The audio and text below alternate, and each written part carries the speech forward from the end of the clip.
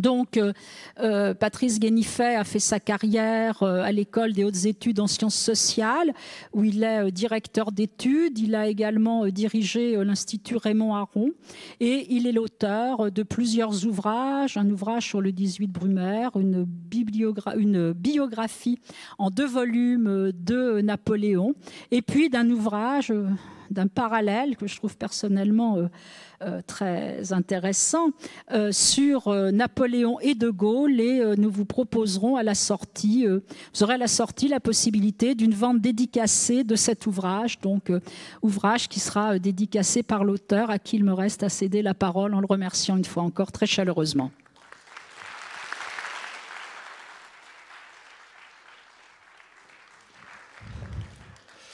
Merci Madame pour ces propos très aimables. C'est toujours le moment plaisant quand on est présenté parce qu'on a tous les mérites et c'est toujours très agréable d'entendre des propos aussi aimables. Bonjour à toutes et à tous. Tout d'abord, bien sûr, je souhaite remercier vivement les organisateurs de cette conférence dans ce très beau théâtre. Et j'avoue que je suis un peu surpris parce que je ne savais pas qu'il y avait encore autant d'admirateurs de l'Empire, parce que moi j'en jugeais d'après ce qui a été dit dans les médias tout au long de l'année à propos de Napoléon et de l'anniversaire de sa mort. Et donc je suis heureusement surpris de voir que le personnage intéresse encore. Alors les organisateurs m'ont demandé de plancher devant vous sur l'héritage, sur le legs de Napoléon comme homme d'État. Alors, ce qui implique, bien sûr, d'évoquer ce qu'il a laissé à la postérité et ce qui, de cet héritage, survit encore aujourd'hui, mais ce qui suppose aussi d'expliquer comment tant de réformes, en aussi peu de temps, 4 ans, 5 ans au maximum, ont été possibles, puisque cette expérience n'a que de très rares points de comparaison dans notre histoire. À titre personnel, j'en connais que 2.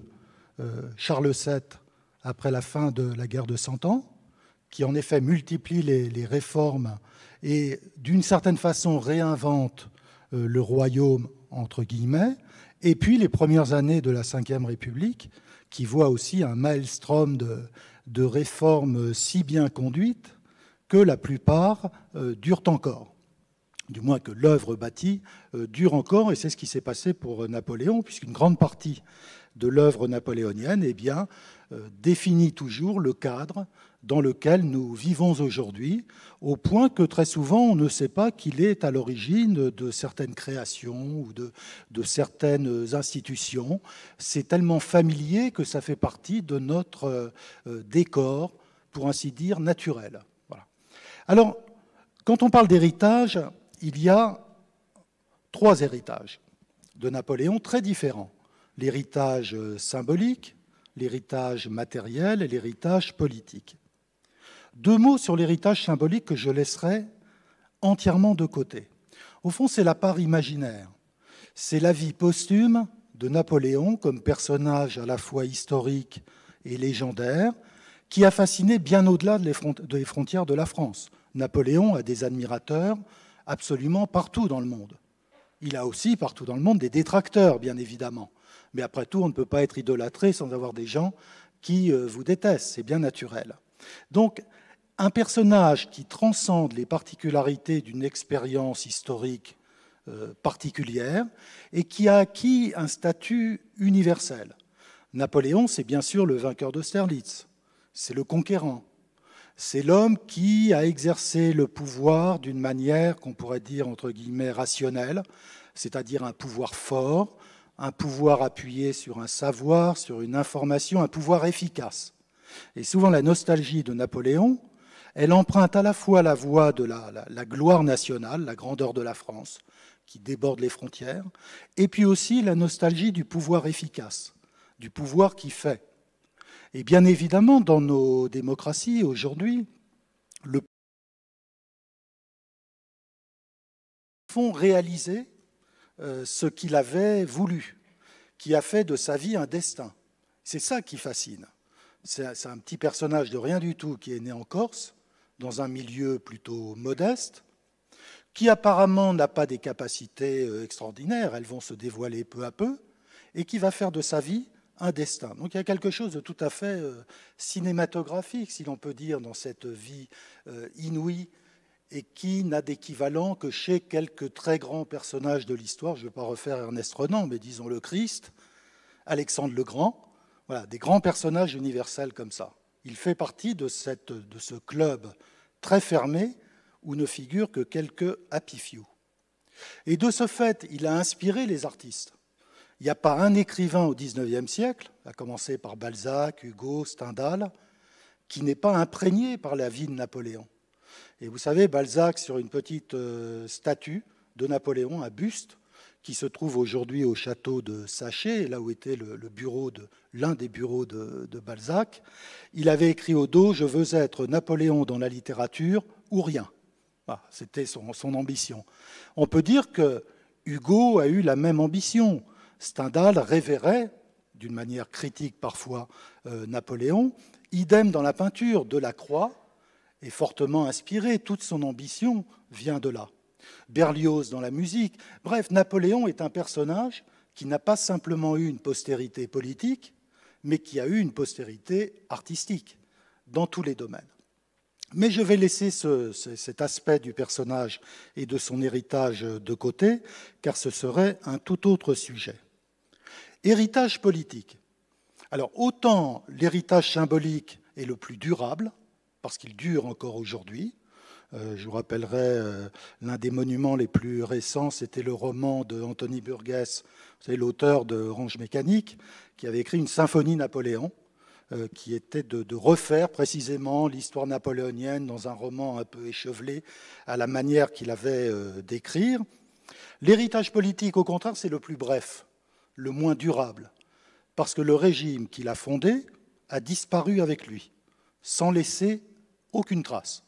C'est-à-dire, si Napoléon a réinventé la France, il n'a pas fondé de régime politique qui aurait pu lui survivre, et je conclurai avec cet autre aspect.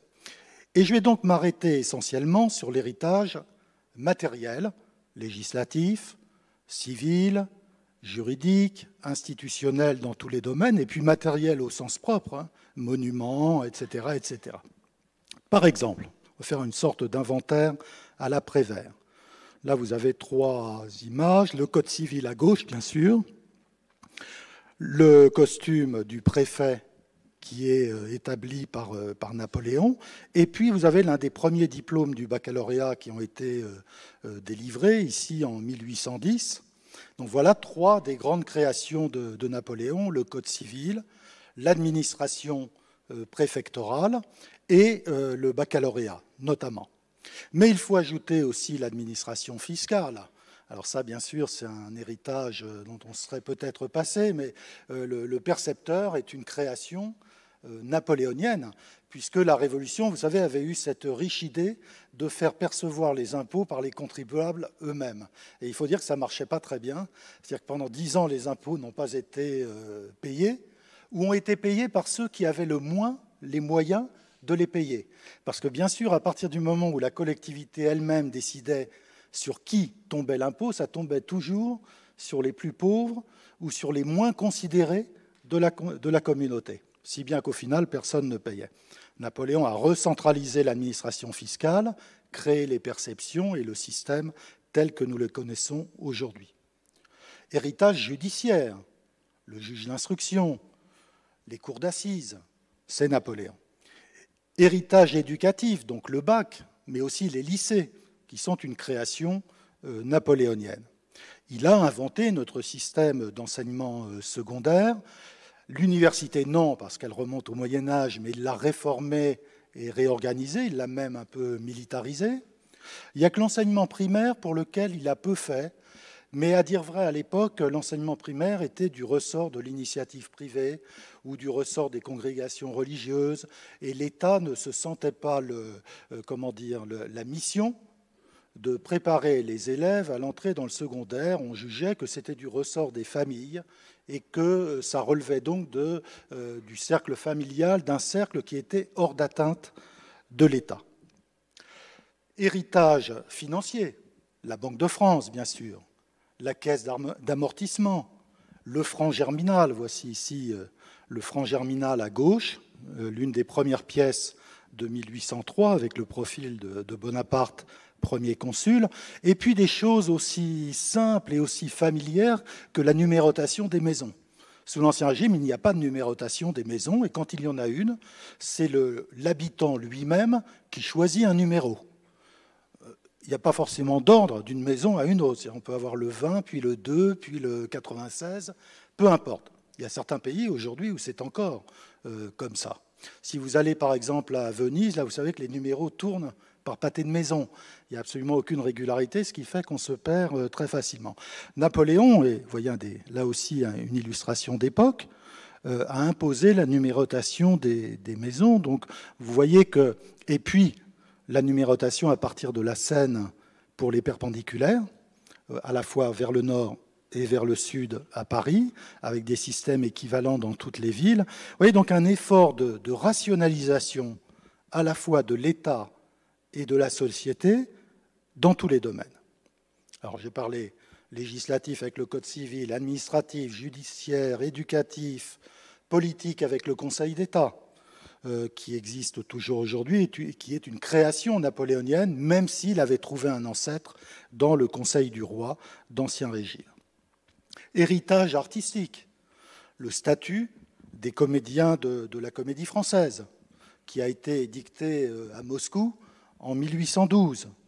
Aussi tous les conservatoires de danse et de musique, qui sont une création napoléonienne.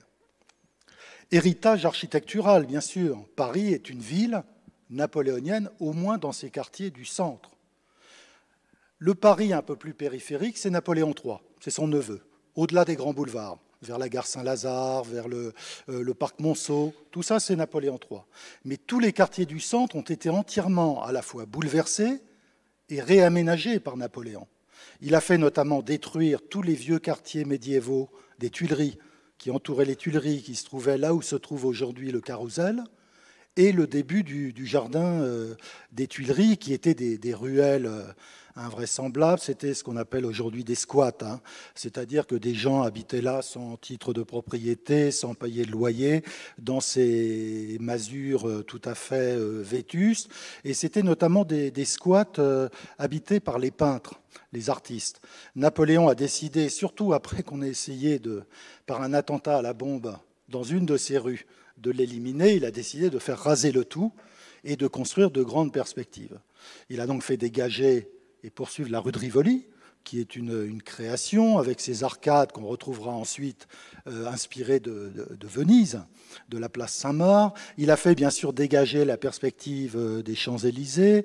Il a fermé l'aile nord du Louvre qui n'existait pas, et il a fait rajouter cette aile où a été longtemps le ministère des Finances, qui est une création, donc là aussi napoléonienne, les deux arcs du Carrousel et de l'Étoile, la place Vendôme, enfin bref, un travail architectural considérable, qu'on retrouve presque à l'identique à Milan, puisqu'à Milan, il avait dessiné les plans d'une ville nouvelle qui devait se trouver au-delà du château Sforza, et il n'y a qu'une partie qui a été construite.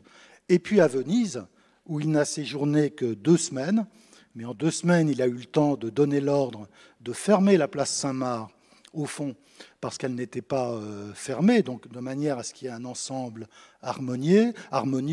Il a sauvé les canaux qui étaient absolument engorgés par l'arrivée d'eau de mer, et il a donc fait curer les canaux, il les a fait approfondir de manière à ce que la navigation y soit plus facile, et il a fait construire l'arsenal de Venise. Et puis on pourrait aussi citer l'île d'Elbe, où il est resté presque 1 an en exil. Et pour s'occuper, eh bien, il a construit des routes qui n'existaient pas, il a construit des écoles, il a construit des bâtiments. Enfin bref, vous avez compris que c'était un homme qui ne pouvait pas rester inoccupé.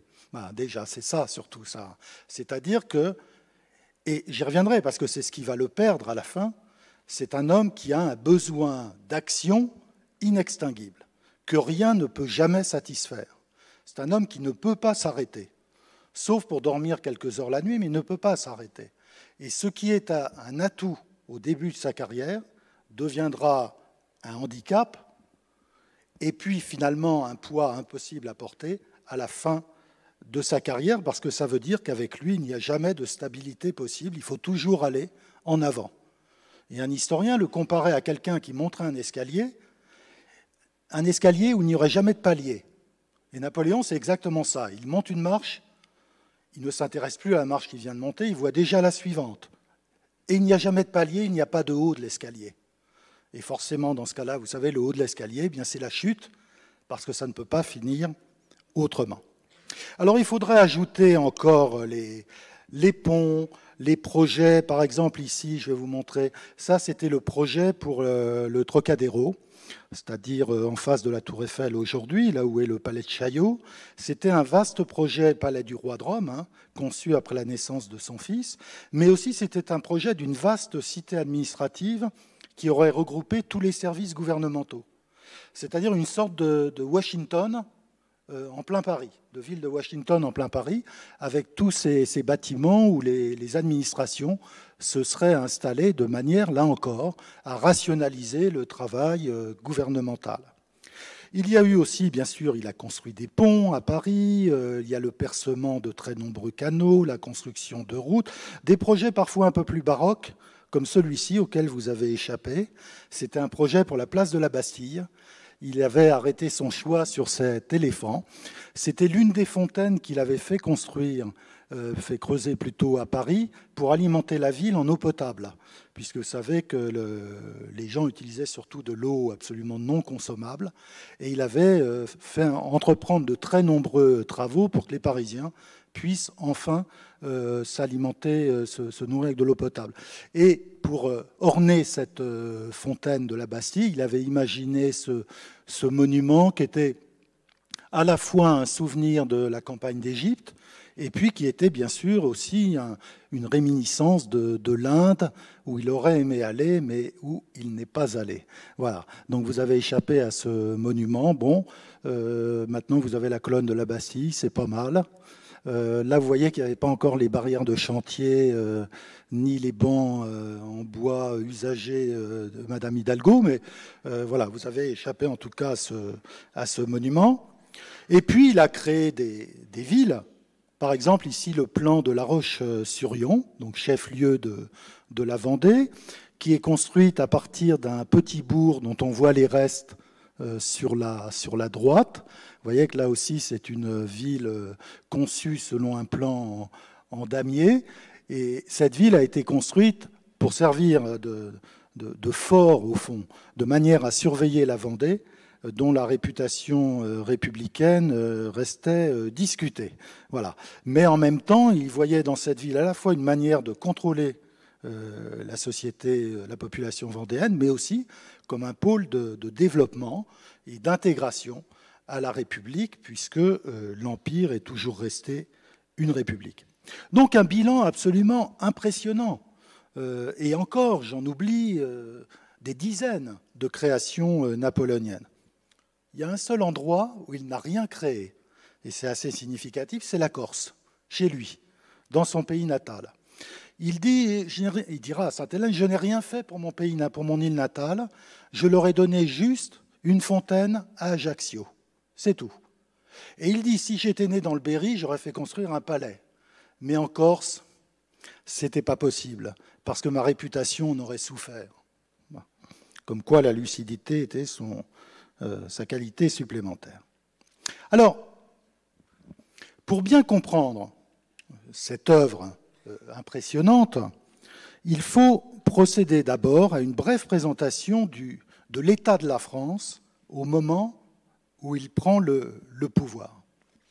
D'abord parce que sans la Révolution, il n'y a pas Napoléon. Il serait resté un petit officier d'artillerie dans l'armée d'Ancien Régime, bloqué dans son avancement par les règles qui avaient été établies dans les années 1780. Donc il serait devenu lieutenant, capitaine peut-être, mais il ne serait pas monté au-delà. Voilà, dans une société en plus probablement en paix. Et Nietzsche a une belle formule, il dit « La Révolution n'explique pas Napoléon, mais la Révolution a rendu possible Napoléon ».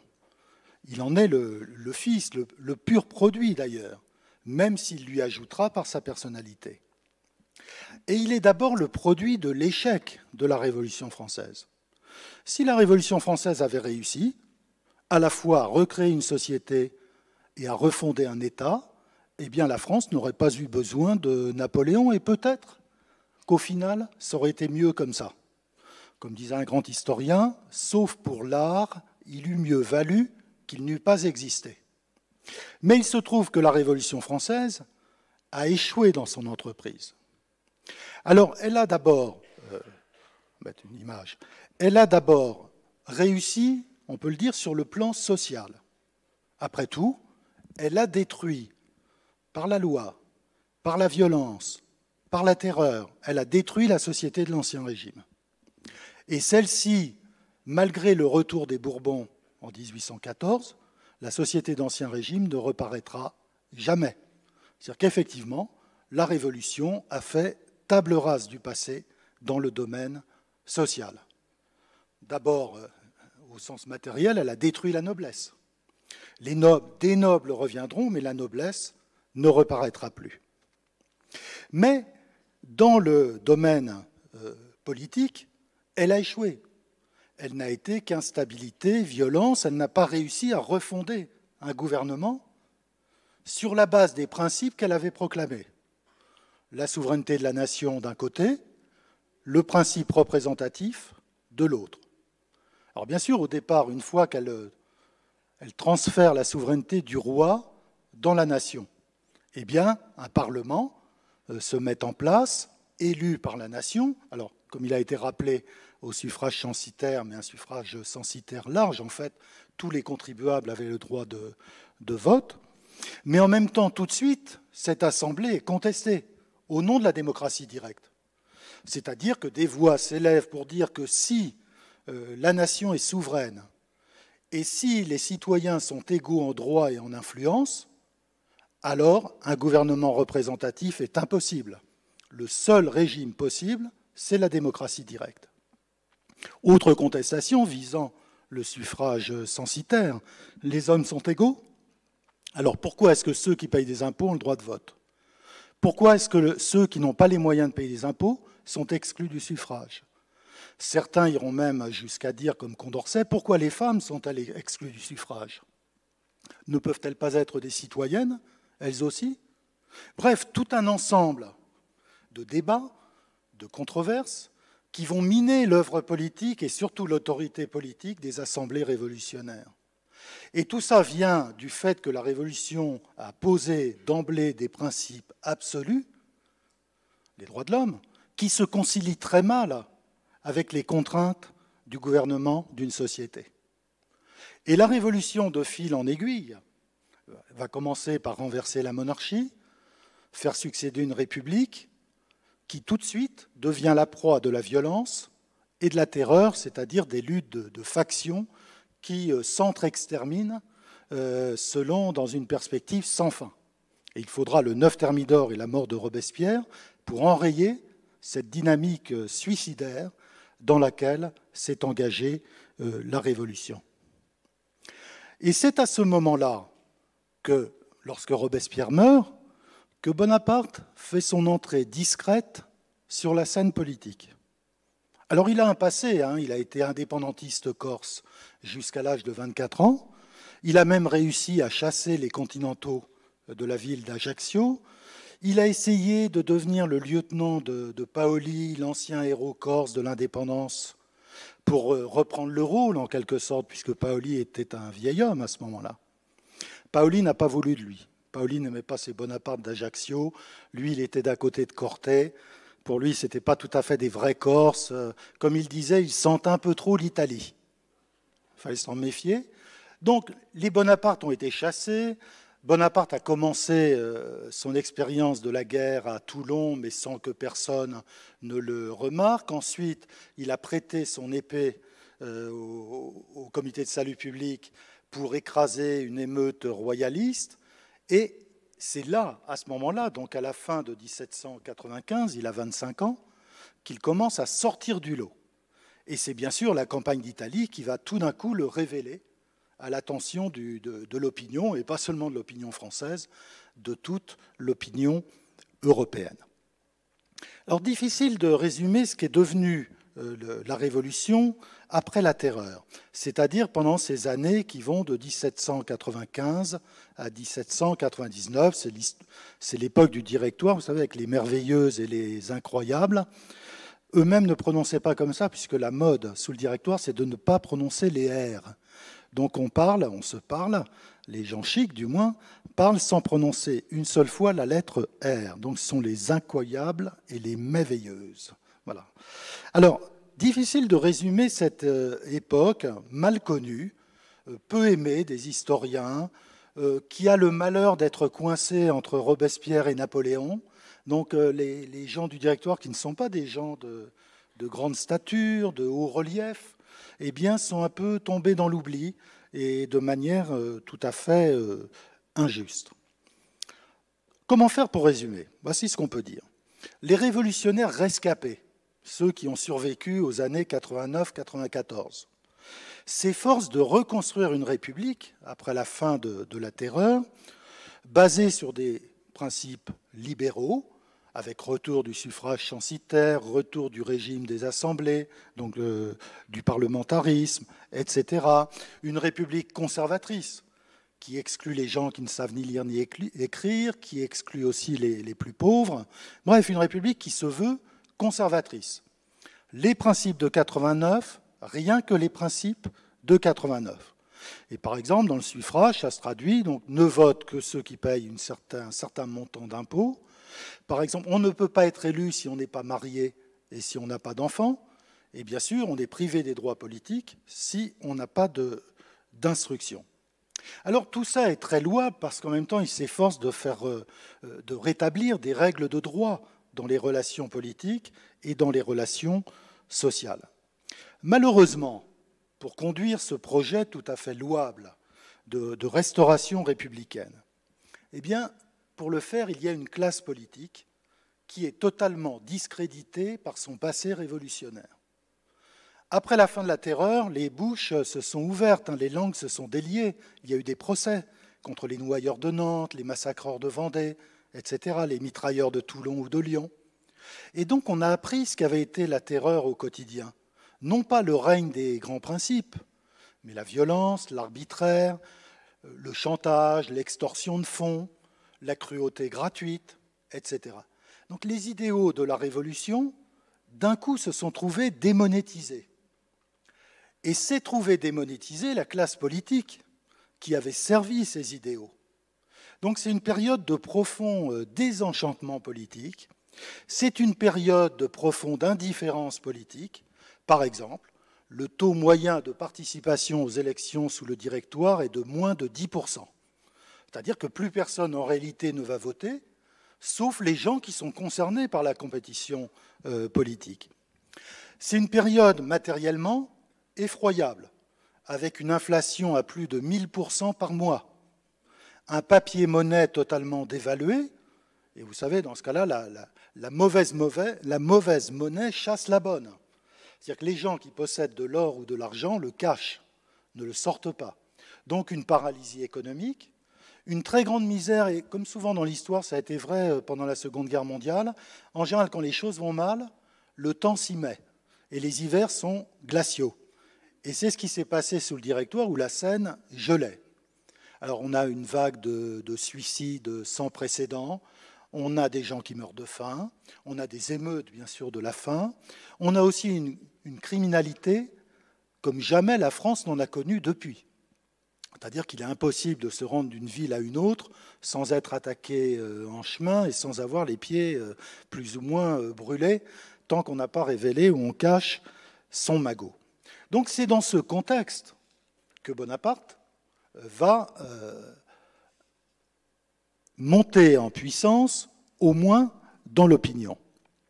Parce que, et si on veut faire des comparaisons, je pense que la situation de la France sous le Directoire, ça ressemble un peu, mais sans doute en pire, à ce qu'était la situation de l'Allemagne à la fin de la République de Weimar, avant la prise du pouvoir par Hitler. Mais il y a un domaine où tout va bien dans ce bilan entièrement négatif, c'est la guerre sont les affaires militaires, et vous voyez ici les conquêtes françaises pendant la période du Directoire. Il ne faut pas compter la Belgique, parce que la Belgique avait été annexée par la Convention, donc c'est à part. Mais la Hollande, la Suisse, la Savoie, le comté de Nice, le Piémont, enfin bref, toute l'Italie qui devient soit sous domination directe de la France, soit sous domination de républiques plus ou moins fantoches, créées et maintenues par la force française.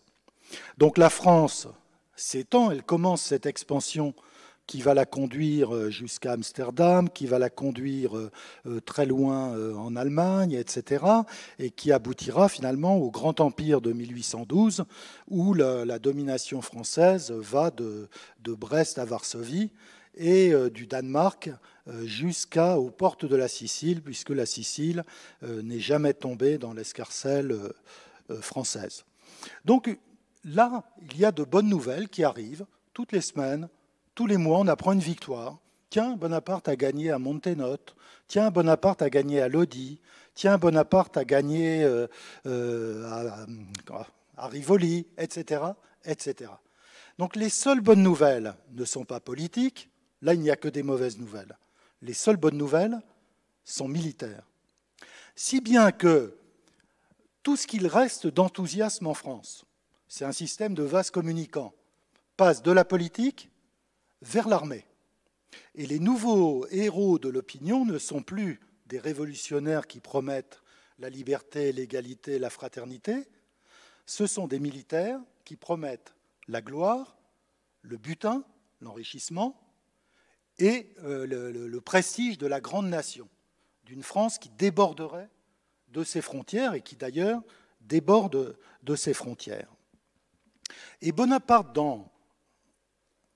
voici en 1796, représenté par Gros, après la bataille de Lodi, Bonaparte, dans cette concurrence entre généraux, tous publient des feuilles pour soigner leur popularité et tout, eh bien Bonaparte remporte très vite la compétition face à ses rivaux militaires.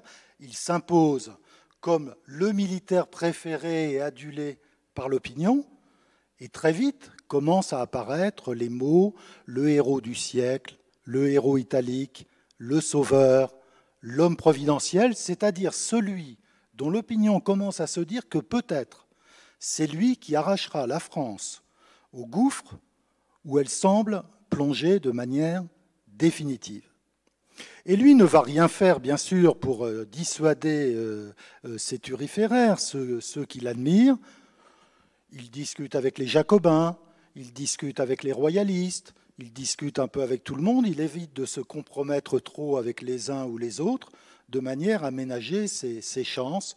Et vous savez que ce jeune homme de 27 ans a compris, et il le dira, j'ai compris après Lodi que j'avais un destin. Et j'ai compris en fréquentant les gens au pouvoir qu'un jour c'est moi qui raflerai la mise et qui les balayerai, parce que ce sont des médiocres. Il le dit dans ses propos. Et il a une phrase extraordinaire qui en dit long à la fois sur sa mégalomanie et sur son sens de l'histoire. Il dit « Je me voyais déjà emporté dans les airs comme si le monde était en train de fuir sous moi. » Bref, comme s'il était un avion qui décollait avant l'aviation. C'est une très belle image, mais qui en dit long. Et à partir de ce moment, l'Italie, il n'a qu'un objectif en tête, le pouvoir.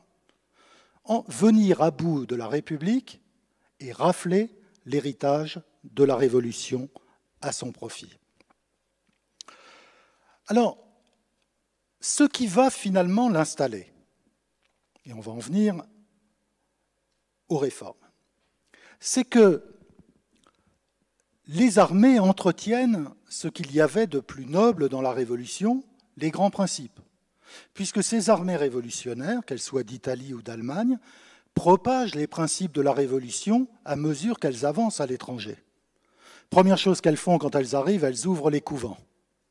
Ça, c'est toujours la première chose, encouragée d'ailleurs par Bonaparte en Italie, ouvrir les couvents. Ensuite, elles répandent les idées révolutionnaires avec elles. Et ces idées qui étaient celles de 89, les grands principes, la liberté, l'égalité, la souveraineté, le droit des peuples à disposer d'eux-mêmes, etc., etc. D'un autre côté, ces armées parcourent des chemins qui ont été 1000 fois parcourus par les armées de la monarchie, jadis. L'armée de Bonaparte se bat sur des champs de bataille où se sont battues les armées royales avant elle. Si bien que ça évoque des souvenirs de l'histoire de France et d'une histoire de France antérieure à celle de la Révolution. Et peu à peu, ces armées apparaissent moins comme des incarnations de la Révolution que comme des représentants de la France. Ce sont les héritiers de Turenne et d'autres grands maréchaux français. Et dans l'opinion en France, on voit, quand on étudie les mouvements de l'opinion, on voit les choses changer. C'est-à-dire que Bonaparte n'est plus tellement un héros de la Révolution, ou s'il reste un héros de la Révolution, c'est un héros de la Révolution débarrassé de la politique.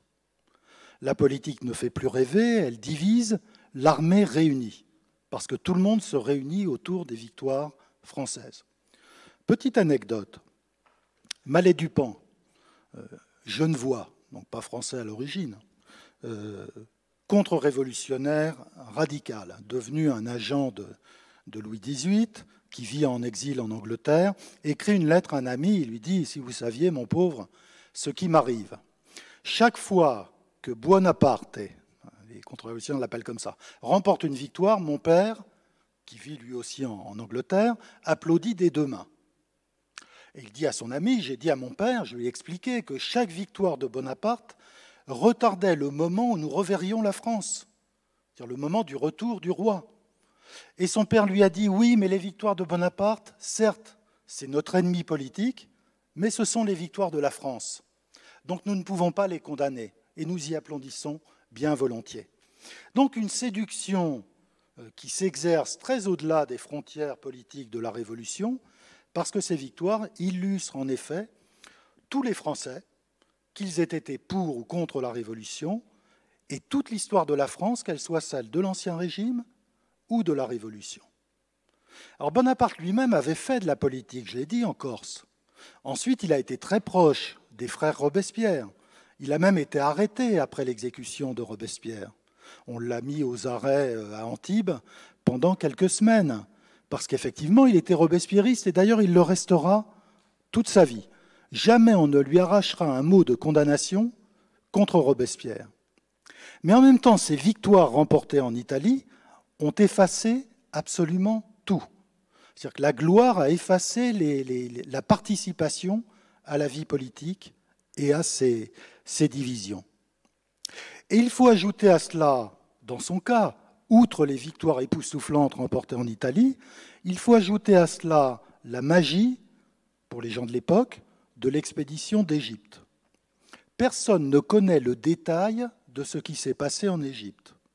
Et d'ailleurs, au moment où il va rentrer en France, les nouvelles des circonstances dans lesquelles il est parti en abandonnant son armée, et une armée vaincue, n'arriveront en France qu'après lui.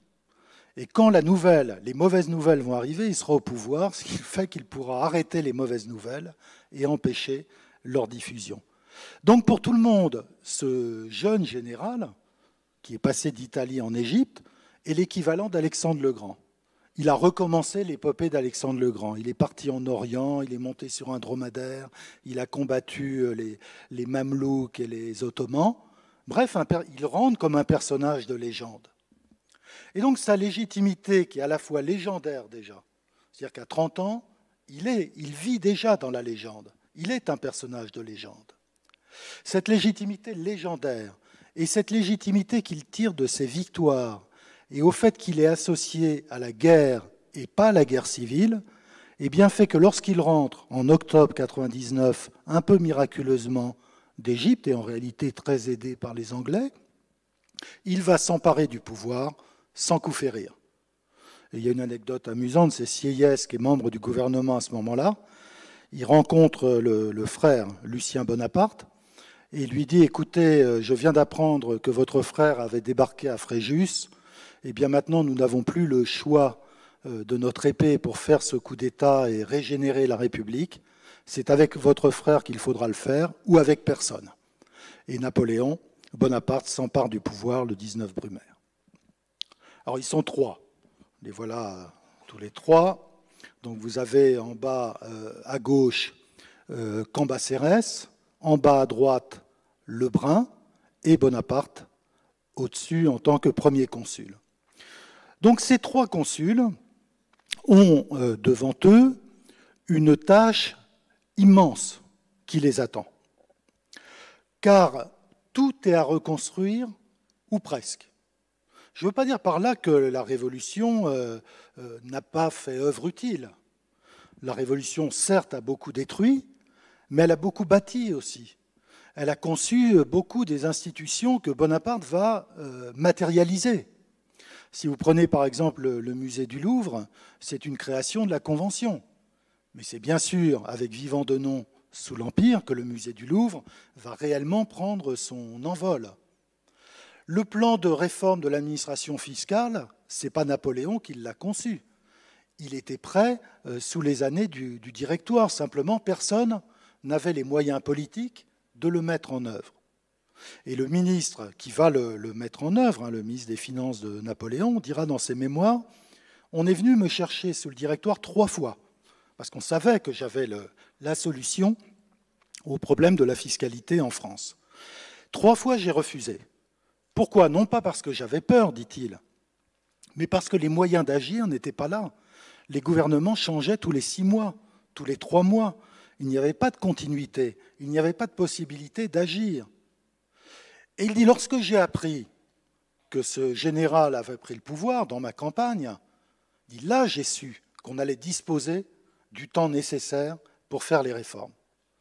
Et j'y reviendrai, mais il se trouve que la réforme a été faite en 3 semaines, après la prise du pouvoir par Bonaparte.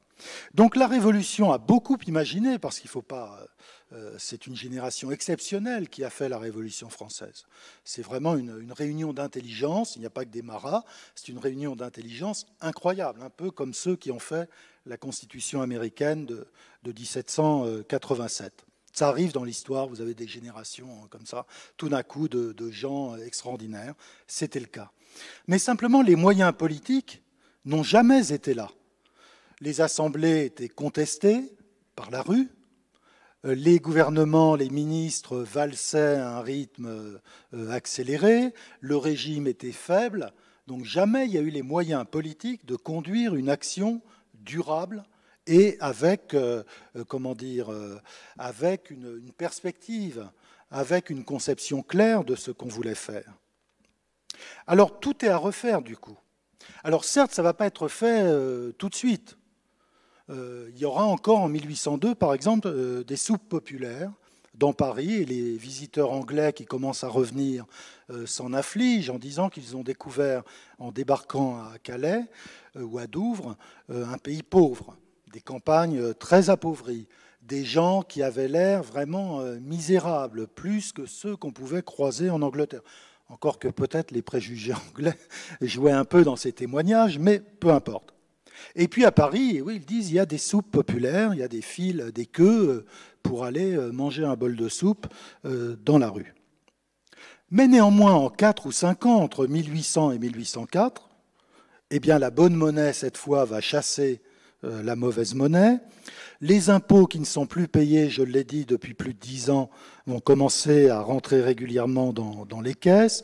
Les préfets administrent, les juges jugent, etc. Les gendarmes font respecter l'ordre et éradiquent cette invraisemblable criminalité. Alors, on sait qu'il y a eu plusieurs milliers d'exécutions puisque des colonnes mobiles de gendarmes ont été envoyées dans les provinces concernées ou les plus touchées, comme la Provence, la vallée du Rhône, etc.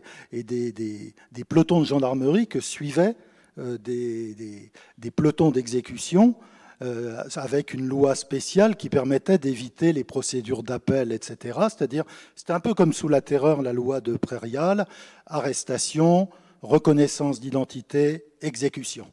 Voilà, avec la marge d'erreur que cela suppose, mais néanmoins un résultat très efficace, c'est que dès 1802-1803, aucun transfert d'argent métallique effectué par la Banque de France ne rencontre de problème. C'est-à-dire qu'il n'y a plus une seule diligence qui est attaquée sur les routes. Donc il y a aussi des grands travaux qui sont entrepris par le gouvernement de Bonaparte pour donner de l'emploi à ceux qui n'en ont pas et résorber le chômage. Bref, une situation qui globalement s'améliore au milieu d'une profusion invraisemblable de réformes dans tous les domaines. Et il faut dire que comme un bonheur n'arrive jamais seul, la conjoncture économique internationale qui était très morose depuis la fin des années 1780, eh bien, se renverse en 1802 et commence une phase d'expansion qui explique en grande partie l'extraordinaire prospérité du XIXe siècle. Alors, bien sûr, il y a des questions. Pourquoi Napoléon et comment est-ce que ça a été possible? Je voudrais juste donner une autre indication. Quand Napoléon arrive au pouvoir, il lance un audit de la situation. C'est-à-dire qu'il envoie des conseillers d'État dans tous les départements. Et le rapport, la description de la France en 1801 qu'il rapporte est absolument effroyable.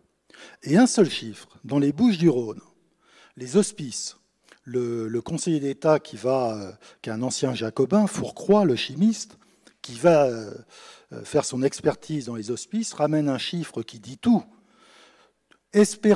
Taux de survie des enfants placés dans les hospices des Bouches-du-Rhône, 0%.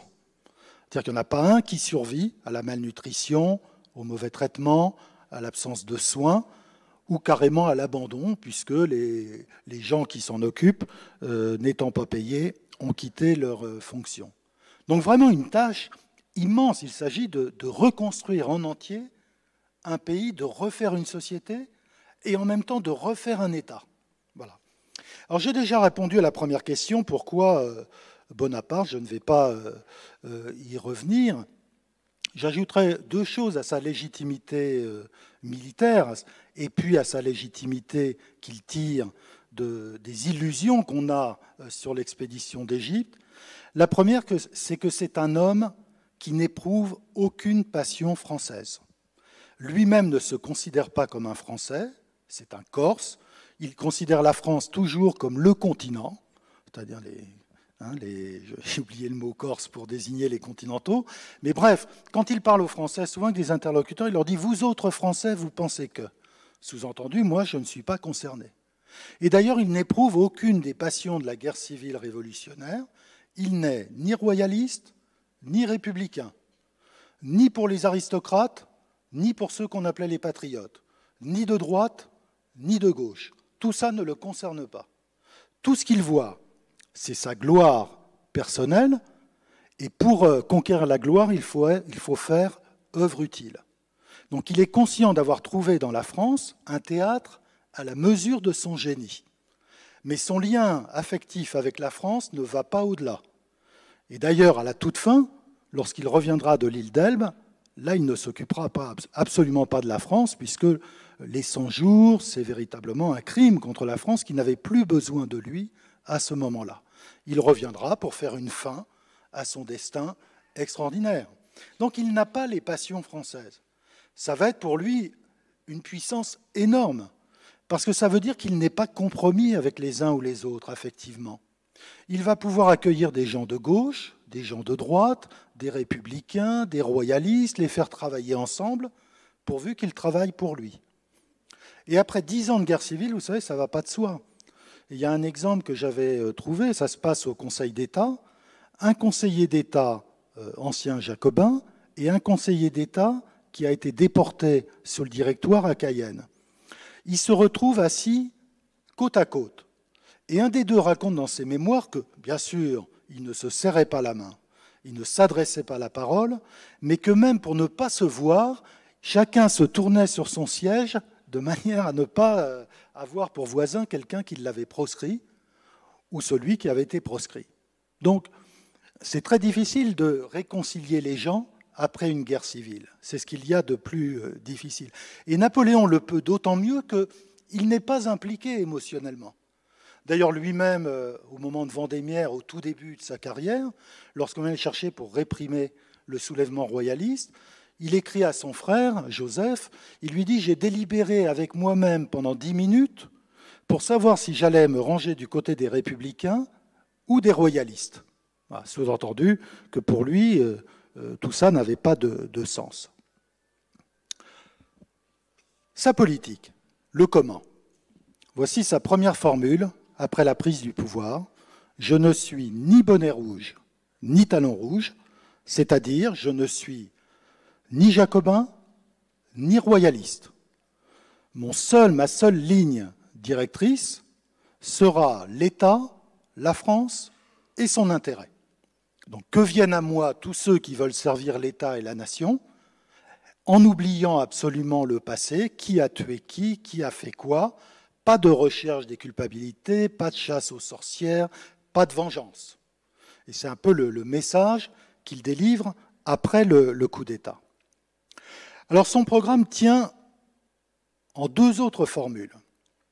D'abord une proclamation, le lendemain du coup d'État, « La révolution est finie, elle est fixée aux principes qui l'ont commencée. » Ce qu'on peut traduire de la manière suivante, « Nous ne toucherons pas aux acquis de la révolution de 1789, la souveraineté nationale et l'abolition des privilèges, mais tout le reste est caduc, y compris la Déclaration des droits de l'homme, puisqu'il s'opposera à toute déclaration de principe dans les constitutions napoléoniennes. » Autrement dit, et c'est le 3e point, il revendique un droit d'inventaire qu'il explique ainsi devant le Conseil d'État en mars 1800. C'est une très belle expression. « Nous avons fini le roman de la Révolution. Il faut maintenant en commencer l'histoire, ne voir que ce qu'il y a de réel et de possible dans l'application des principes, et non ce qu'il y a de spéculatif et d'hypothétique. Suivre aujourd'hui une autre voie que celle de la réalité, ce serait philosopher et non pas gouverner. » C'est une phrase qu'on devrait faire lire à tout président élu aujourd'hui. Soit garder de la Révolution tout ce qui était praticable et réaliste, et reprendre de l'Ancien Régime tout ce qui était utile et bon. Et le critère principal de la politique napoléonienne va être le critère de l'utilité sociale. Toute chose qui est utile est bonne, toute chose qui est inutile est mauvaise, même si moralement, elle apparaît comme bonne. Donc, exit les grands principes, place à une politique positive, réaliste, qui considère davantage l'utilité des institutions que leur excellence morale. Pour conduire cette politique, une équipe, en voici ici quelques-uns de gauche à droite, donc Clark, qui sera le ministre de la Guerre, Duroc, qui est le grand maréchal du palais, mais qui remplit de nombreuses autres fonctions plus ou moins occultes auprès de l'empereur, Portalis, qui va être l'artisan du Code civil avec Cambacérès, Roederer, qui a été l'un des grands inspirateurs du consulat, avant d'être mis un peu sur la touche, et Cambacérès, qui restera jusqu'au bout le plus proche des collaborateurs, et pour une raison notamment, c'est que Cambacérès est le seul qui arrivait à calmer Napoléon lorsque celui-ci se mettait en colère, puisque vous savez, la première réaction de Napoléon, c'était toujours « faites-moi fusiller ce type, qu'on n'en parle plus ». Et Cambacérès lui disait « écoutez, il y a peut-être une autre solution que le peloton d'exécution, on va attendre un peu ». Et il arrivait à le faire changer d'avis. Joséphine aussi, mais ils ne sont que 2 à pouvoir calmer les colères consulaires puis impériales. Napoléon n'est pas un homme omniscient. C'est même un homme assez ignorant dans beaucoup de domaines. Il ne comprend rien aux finances, il ne comprend rien à l'économie, il connaît assez mal le droit. Mais il va compenser ces limites qui tiennent à sa formation, bien sûr, à son éducation, par la capacité d'écouter les spécialistes, les gens qui savent. Par exemple, lorsqu'il y a un point de droit, eh bien, il va consulter Cambacérès, qui est l'un des grands juristes de la Révolution. C'est lui qui a le premier lancé le projet du Code civil en 1793 à la Convention. Et puis aussi, il a cette capacité d'écouter, il a cette capacité d'assimiler les connaissances qu'on lui apporte et de n'en retirer que ce qui peut lui être utile dans l'immédiat sur une question précise. Et puis, troisièmement, il a un extrême talent très important en politique qui est l'art de choisir ses collaborateurs.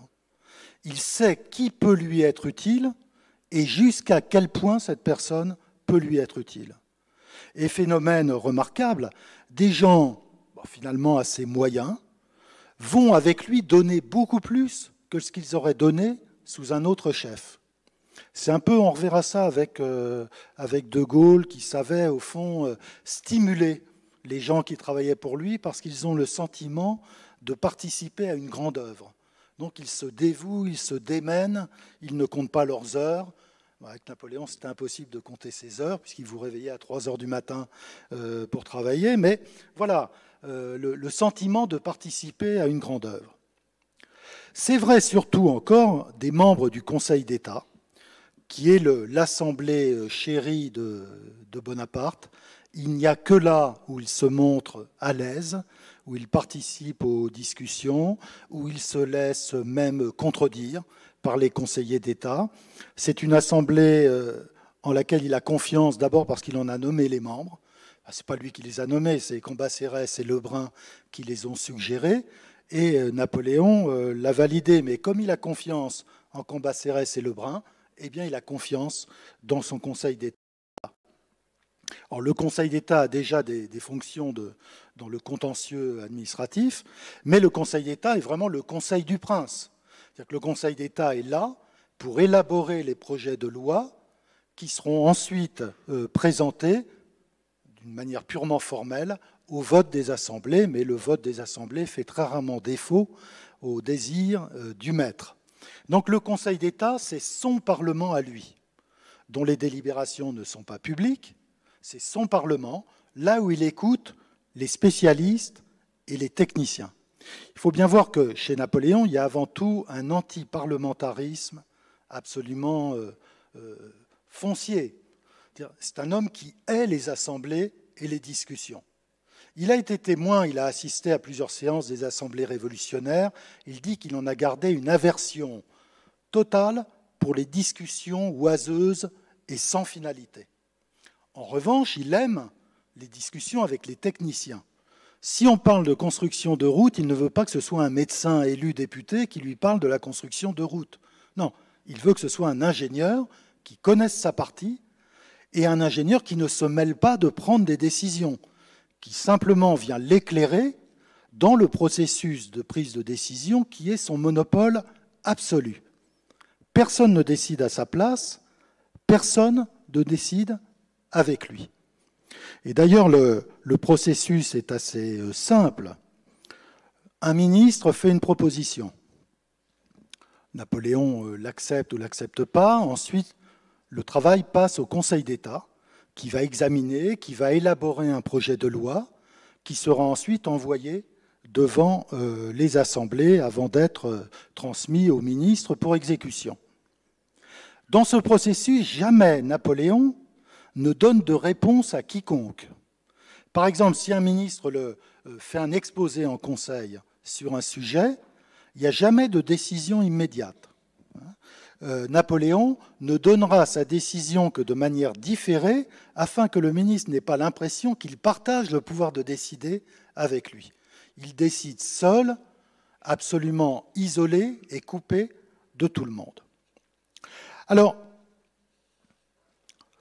une petite image de cette constitution de l'an 8 où vous voyez en vert des assemblées qui ne servent à rien. D'ailleurs, le corps législatif, qui est l'équivalent de notre Assemblée nationale aujourd'hui, les députés n'ont pas le droit de parler. C'est la seule, ça amusait beaucoup les étrangers, parce que c'est la seule Assemblée nationale dont les membres n'ont pas le droit de dire un mot.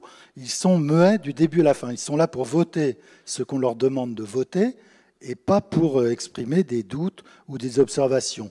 L'Assemblée qui parle, c'est le tribunat qui vient avant, qui est une assemblée beaucoup plus restreinte, mais que Bonaparte va d'abord épurer, puis carrément supprimer, parce que ceux-là parlent encore trop.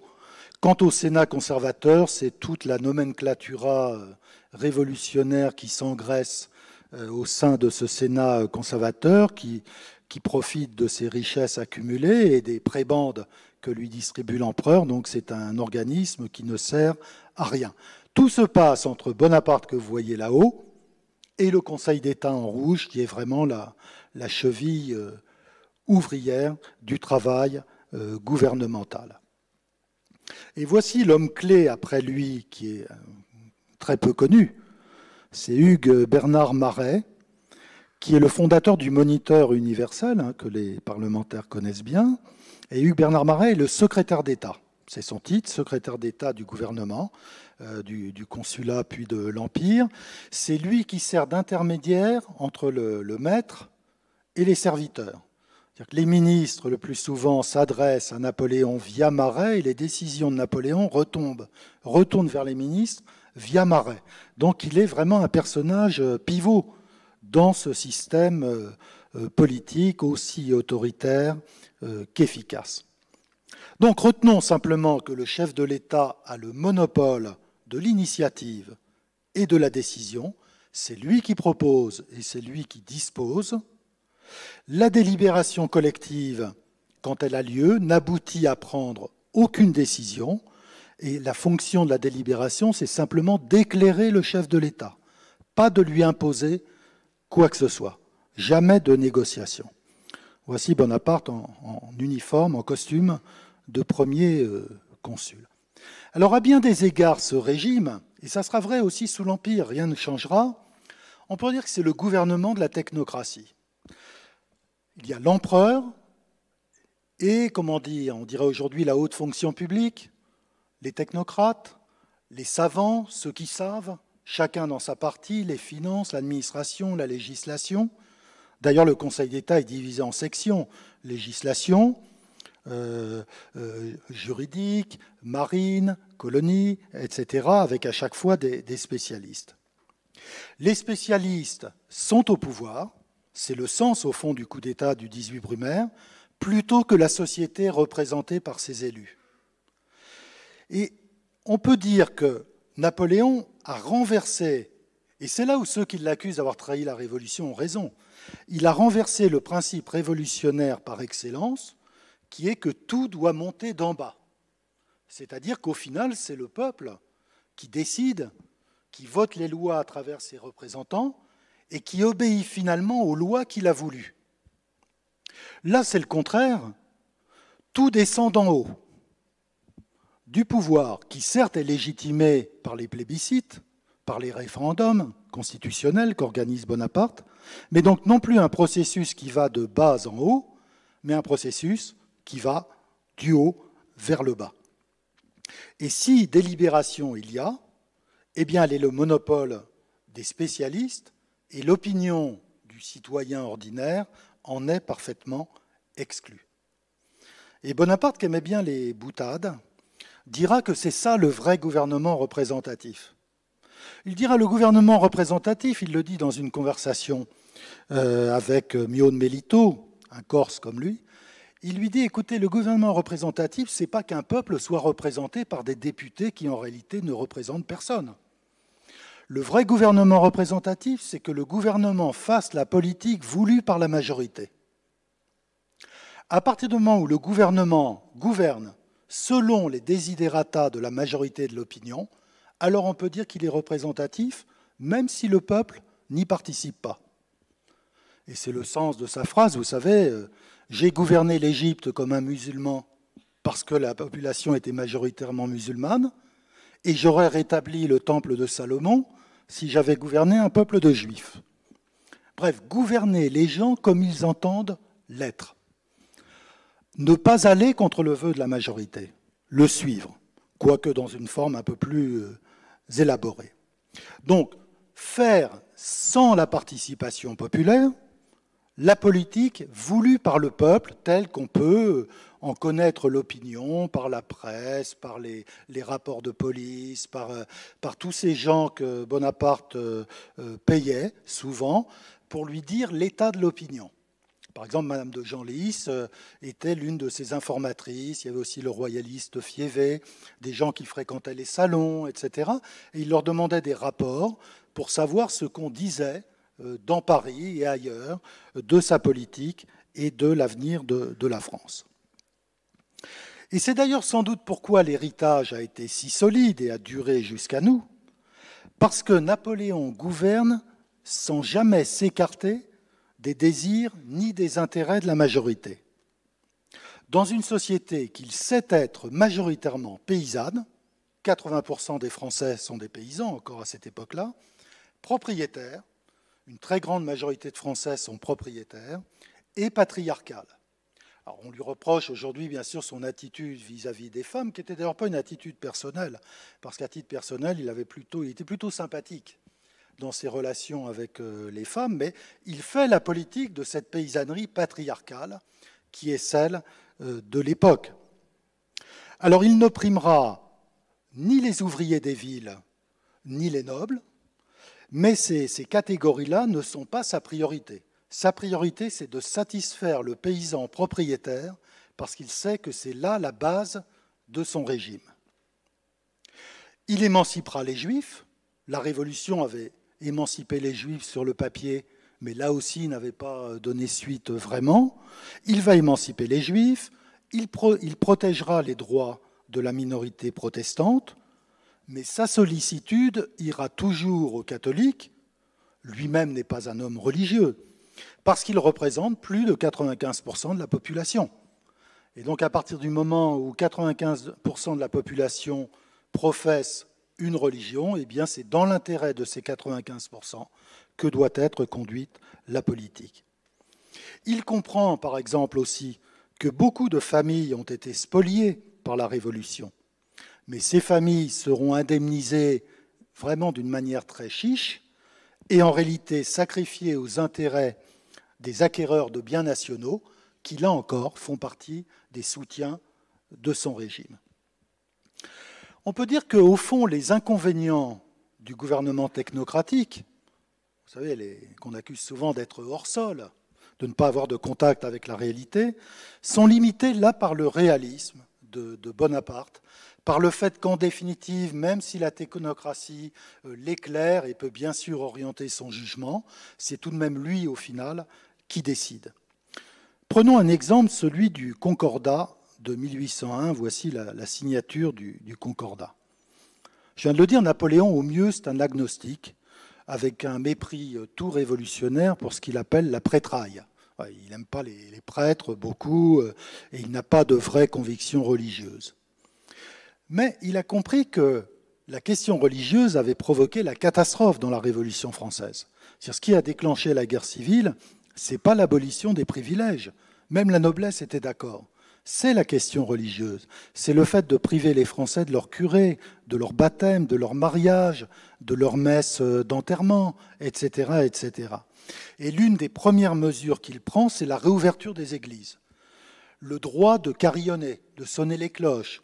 Il ne rétablit pas tout de suite les processions parce qu'il sait que ça pourrait choquer l'opinion révolutionnaire. Mais en tout cas, réouverture des églises, reprise du culte, reprise aussi de la mission qui est celle du clergé. Quant à aller jusqu'à un accord avec Rome, c'est une autre affaire. Autour de lui, et c'est l'un des rares cas où il a vraiment bousculé la majorité, autour de lui, tout le monde est hostile à un accord avec Rome. Parce qu'au fond, pour tous ces anciens révolutionnaires, ça serait renoncer à ce qui leur reste, l'anticléricalisme, reconnaître Rome. Mais il leur dit, la France doit se réconcilier avec Rome parce que la France est catholique. La France n'est pas protestante. Alors, certains interviennent ou font intervenir auprès de lui, comme Madame de Staël, pour lui dire que la religion moderne, c'est le protestantisme. Donc qu'il devrait, par acte d'autorité, convertir la France au protestantisme. Et Napoléon, très intelligemment, lui fait répondre qu'on ne change pas la religion d'un peuple à volonté, parce que ça touche à ce qu'il y a de plus essentiel. Et il lui fait dire que la France a fait un choix au XVIe siècle, bon ou mauvais, peu importe, qui était de rester dans le giron de l'Église romaine. Et dit, on ne va pas aujourd'hui remettre en cause ce choix. Bien sûr, nous protégerons les Juifs et les protestants, mais nous allons nous réconcilier avec Rome, parce que sans cela, la France ne serait plus la France. La France est catholique depuis le XVIe siècle. Et donc il va, voici l'exemplaire original du Concordat. Il va négocier contre l'avis de son entourage, de ses conseillers, avec le pape, pour conclure cet accord, et contre surtout, je vais vous montrer maintenant, voilà, avec Pie VII. Mon Pie VII qui a été un allié de Bonaparte jusqu'à la fin. Vous savez, plus tard, Napoléon le fera kidnapper et amener à Fontainebleau, mais le pape lui en a pas voulu. Le pape aimait tellement ce personnage, ce jeune homme époustouflant, éblouissant, qu'il ne lui en a pas voulu, et même il a accueilli en exil toute la famille Bonaparte après la chute de Napoléon et son départ pour Sainte-Hélène. Et à gauche, vous voyez Talleyrand, qui a été l'adversaire le plus forcené du Concordat et de l'Alliance, avec du retour de l'accord entre la France et l'Église. Talleyrand lui-même, ancien archevêque. Mais Talleyrand, pour des raisons personnelles, était contre l'accord, parce qu'en échange de cet accord, il voulait être rendu à l'état civil pour pouvoir épouser sa maîtresse. Voilà. Et ça en dit long sur son sens de l'État. Bref, Napoléon a réussi, avec l'aide du pape, à concevoir une construction parfaitement originale, puisque l'Église retrouvait la possibilité de sa mission pastorale en France sans retrouver sa puissance politique ou sociale. Par exemple, on ne lui a pas rendu ses biens. Les églises sont toujours aujourd'hui la propriété de l'État et gérées par les municipalités. Mais en même temps, l'Église a retrouvé un rôle. Et il a poursuivi, au fond, de ce fait, l'œuvre des rois qui était, à travers la doctrine gallicane, d'intégrer plus ou moins l'Église à l'appareil de l'État. On peut dire que dans ce domaine de la religion, il a fait un pas vers l'Ancien Régime, puisqu'il a ramené le catholicisme que la Révolution avait voulu bannir, et même, dans certains cas, à certains moments, déraciner. Autant avec la Légion d'honneur, ici la première distribution, là on peut dire qu'il a fait un pas vers la Révolution. Il a une conviction profonde. Il pense que l'égalité parfaite voulue par les révolutionnaires est une utopie impraticable. Et il pense qu'une société viable ne peut pas se passer de distinctions sociales et de distinctions honorifiques. Au fond, toute société a besoin d'une forme de noblesse. Alors, dans cette mesure, pas question, bien sûr, de revenir à l'antique noblesse avec ses inégalités de statut fondées sur la naissance ou le sang. Et c'est dans cet esprit qu'il va créer la Légion d'honneur comme une aristocratie du mérite. D'abord militaire, mais avec possibilité d'élargissement au civil, en raison des services rendus à l'État ou rendus à la France. Et là encore, dans un climat de très grande hostilité en 1802, il impose la création de la Légion d'honneur, qui n'est pas une noblesse d'Ancien Régime, et qui en fait s'inscrit complètement dans le cadre révolutionnaire du triomphe du mérite. Alors ça veut dire que pour lui, et c'est ce qu'il a réussi, rompre avec l'égalitarisme révolutionnaire, ce n'est pas fatalement revenir à l'Ancien Régime. Et là encore, il trouve une voie moyenne entre l'Ancien Régime et la Révolution, une aristocratie du mérite d'un côté, et le retour de l'Église, oui, mais aux conditions de la Révolution et pas aux conditions de l'Ancien Régime. Le plus stupéfiant dans tout ça, c'est l'intelligence des circonstances et des évolutions fondamentales de la société qui a été celle de Napoléon. Dans bien des cas, il a écouté le Conseil d'État, mais c'est toujours lui, en dernier ressort, qui a imposé ses vues. Alors parfois, elles concordent avec le vœu du Conseil d'État, parfois non. Dans le cas du Concordat, il impose par voie d'autorité une solution dont personne ne veut. Dans le cas de la Légion d'honneur, il impose une institution dont beaucoup ne veulent pas, parce que pour eux, elle ramène inévitablement l'Ancien Régime. Par exemple, là encore, en opposition frontale à tout le Conseil d'État, il impose le maintien du divorce par consentement mutuel, parce qu'il y avait une unanimité après 10 ans d'expérience du divorce pour abolir purement et simplement le divorce. Et il prononce d'ailleurs un grand discours dont le secrétaire du Conseil d'État a pris note pour défendre l'institution du divorce, même si pour respecter les préjugés de cette paysannerie patriarcale et propriétaire qui est sa base sociale, eh bien, il va rendre le divorce assez difficile à mettre en pratique. Indépendamment de cela, il y a bien sûr quelques limites. Par exemple, il éprouve une méfiance instinctive pour les banquiers. Chaque fois qu'il y a un problème de finance, il dit bon, on n'a qu'à les réunir et les rançonner. Ils vont se calmer assez vite. C'est ce qu'il a fait après la prise du pouvoir. Les caisses étaient vides. Ils n'ont même pas trouvé des chaises pour s'asseoir à la table du gouvernement. Il a fait venir les banquiers. Il leur a soutiré plusieurs millions, c'est-à-dire une sorte de prêt forcé à l'État. Mais il ne comprend pas les principes de la finance. Et lorsqu'il y aura une grave crise financière en 1805, au moment où il est à Austerlitz, il croira à une sédition. Parce que pour lui, dès que quelque chose ne marche pas, c'est qu'il y a une sédition quelque part et donc des gens à punir. Il comprend mal l'importance de l'industrie, même si peu à peu, avec le blocus continental et la nécessité pour la France de vivre par elle-même, il va faire des progrès dans ce domaine. Il n'aime pas la bourse.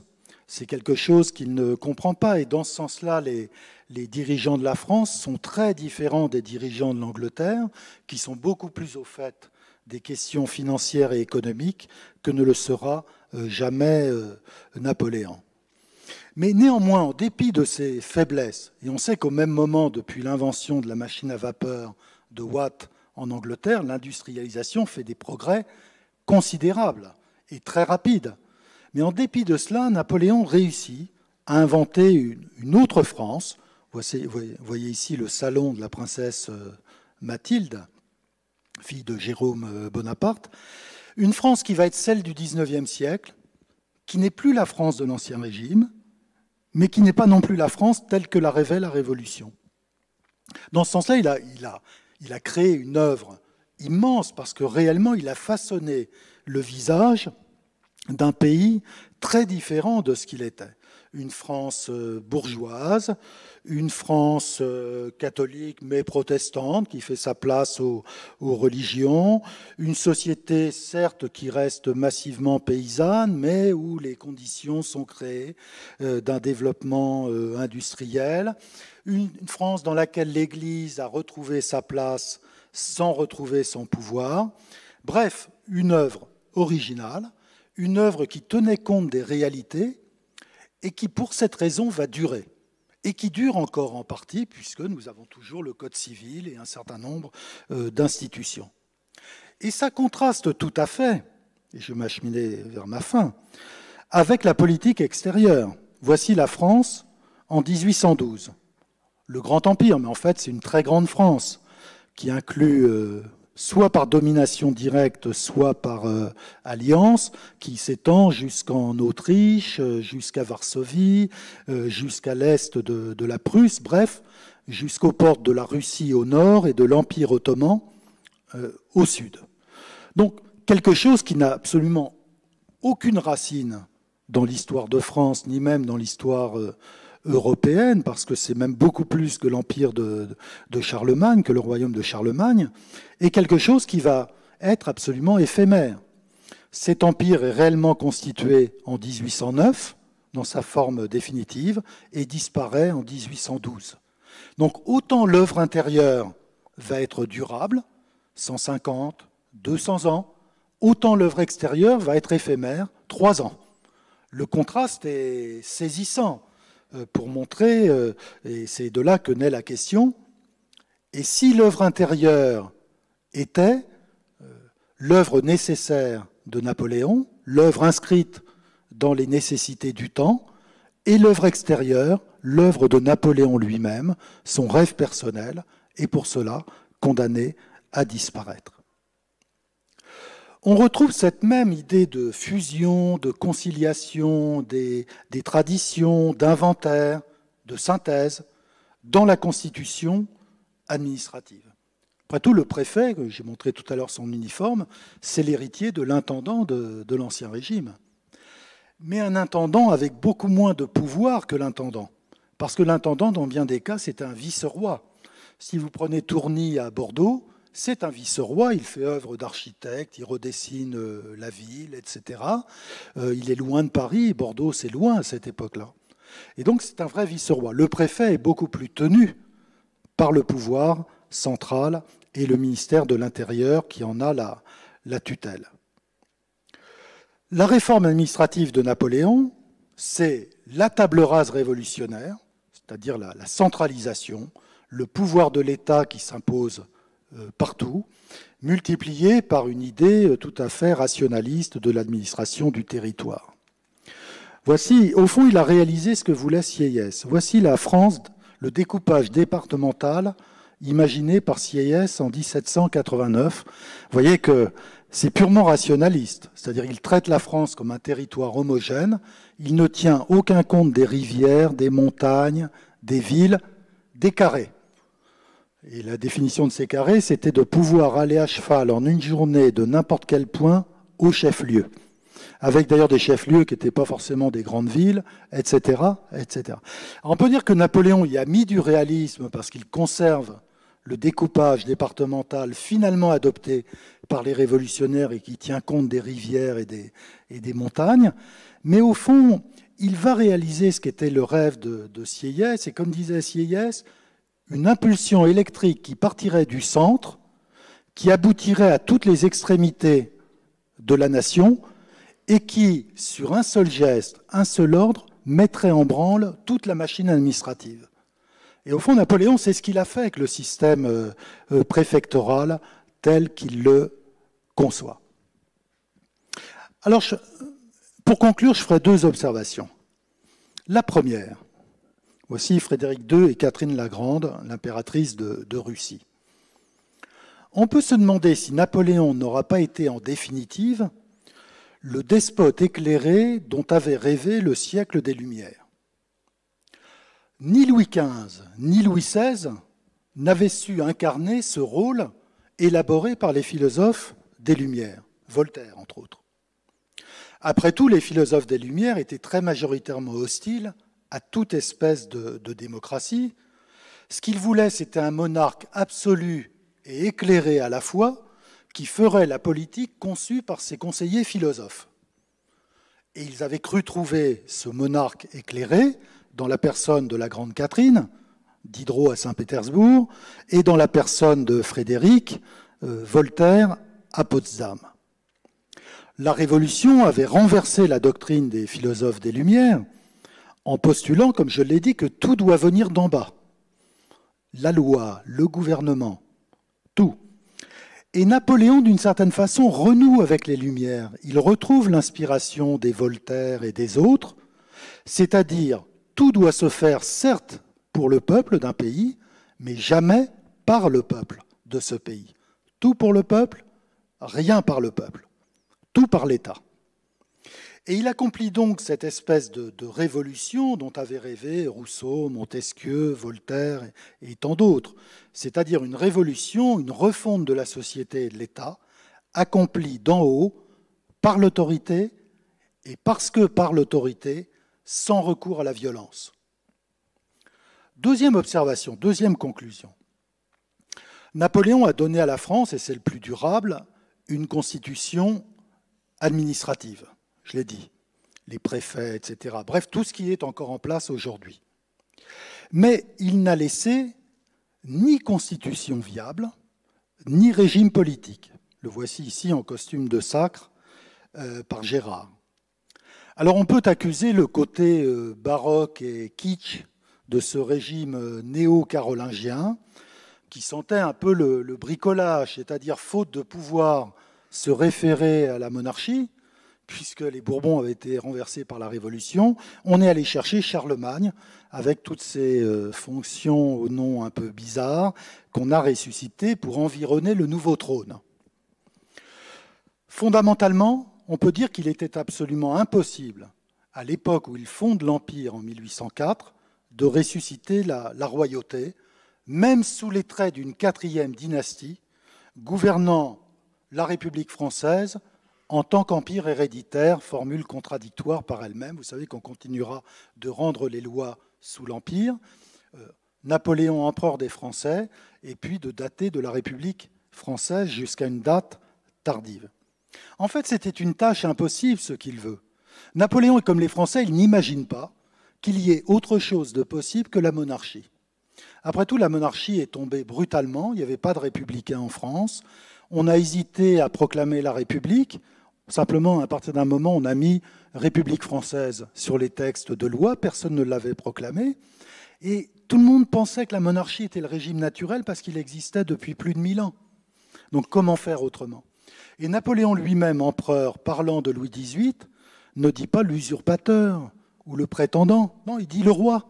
Ce qui prouve que même dans sa tête à lui, la monarchie n'est jamais morte et en tout cas reviendra. Donc il a essayé de créer une monarchie adaptée aux principes modernes, mais qui reprennent les formes extérieures du culte royal.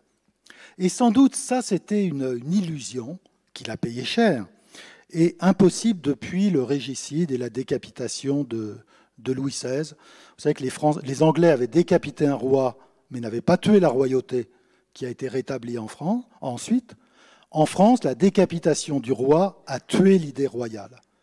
Les rois reviendront, mais sans réussir à renouer le fil de l'histoire de la royauté et seront balayés après quelques années. C'est-à-dire que cette décapitation a vraiment tranché quelque chose que Bonaparte ne pouvait pas ressusciter. Et là-dessus, il faut ajouter une chose qui est son tempérament personnel.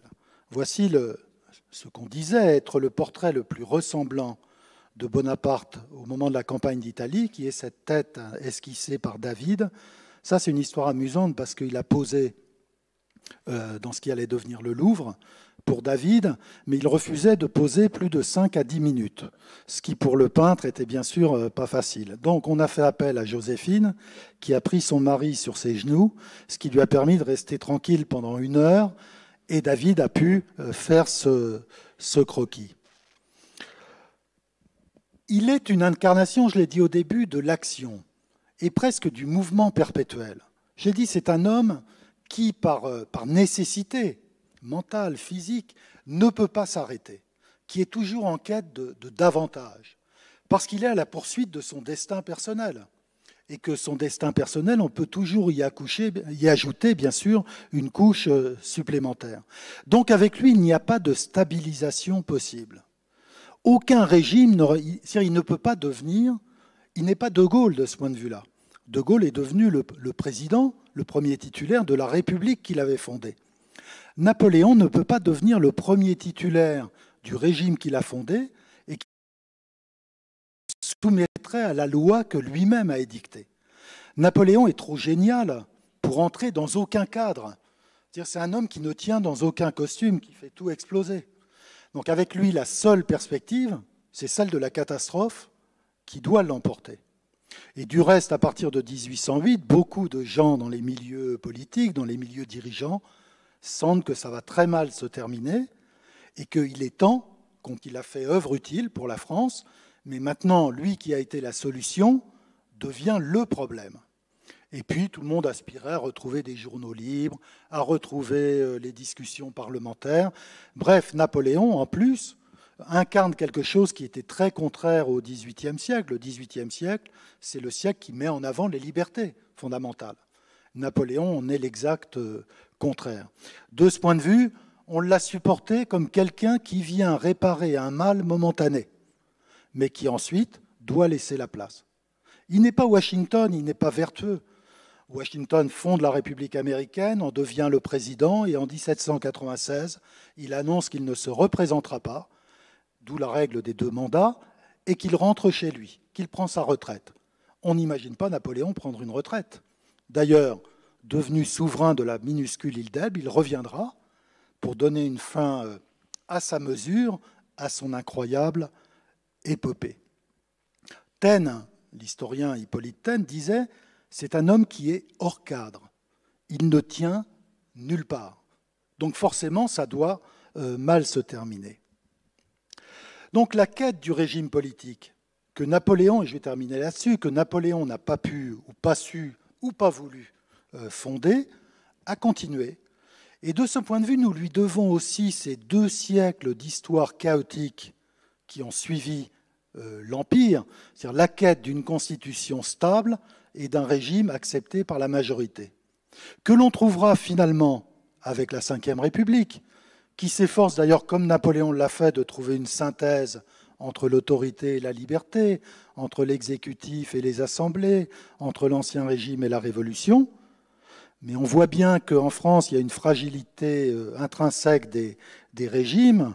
Regardez ça, nos constitutions depuis la Révolution française. Alors, si vous mettiez en parallèle l'Amérique, vous auriez un trait bleu uniforme, sans coupure. La France est un pays qui est perpétuellement en quête du gouvernement légitime. Et aujourd'hui, chaque fois que ça tangue un peu, qu'on est dans une période de crise, eh bien, on entend des voix qui parlent d'une 6e République. Preuve qu'on ne vit pas avec l'idée que notre régime est le régime naturel de la France. Et ça, Napoléon est un peu responsable de l'héritage, même si le principal responsable, c'est la Révolution qui a décapité le roi et de ce fait tué toute espèce d'idée de légitimité.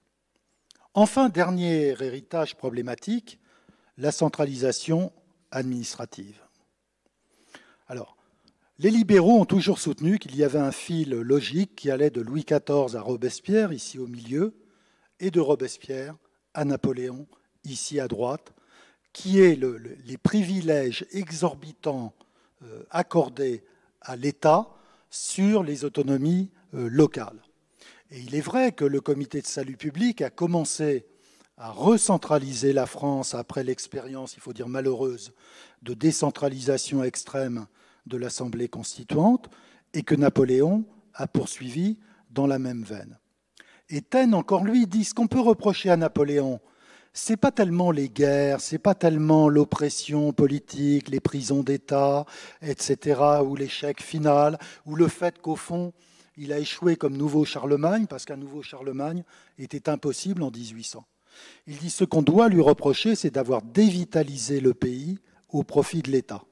C'est d'avoir transformé les Français en une boue apathique, comme dit Taine dans les années 1890. C'est-à-dire d'avoir supprimé tout ce qui fait la richesse, par exemple, de l'Angleterre, qui est la vie locale, la capacité d'initiative, bref, d'avoir au fond asservi le pays à l'État. On peut terminer sur ce point en disant que, certes, on peut le regretter, mais en même temps, il était très difficile de penser que l'histoire de la France pouvait être différente, parce qu'au fond, la destruction de la capacité d'initiative et d'autonomie locale remonte à bien avant Napoléon, puisque c'est à partir d'Henri IV que la noblesse commence d'être domestiquée, que les privilèges régionaux commencent d'être rognés, c'est-à-dire que commence la très longue histoire de la domination de l'État en France. Mais sans l'État, on le sait bien aussi, sans l'État et sa capacité d'unir, et d'unir aussi par la contrainte, chaque fois que le pays traverse une crise, la France est un pays qui se disloque et qui se défait. Donc il a du mal à vivre, ce pays, avec l'État, mais assurément, il ne pourrait pas vivre sans l'État. Et je m'arrêterai sur ces bonnes paroles. Merci.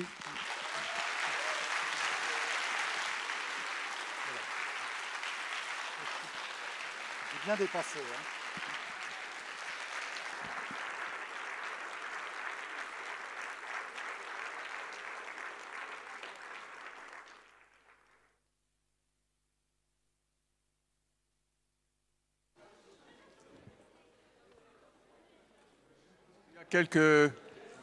Quelques questions dans la salle, donc vous avez des micros qui se promènent.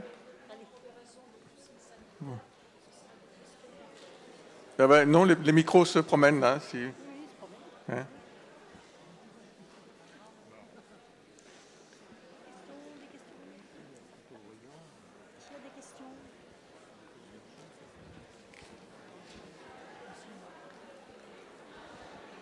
Une question?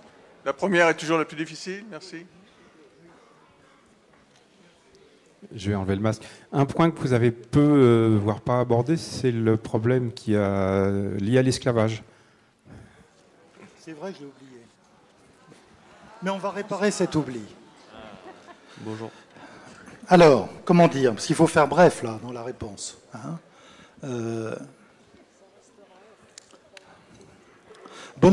Napoléon est convenu lui-même qu'il avait commis une erreur avec le rétablissement de l'esclavage.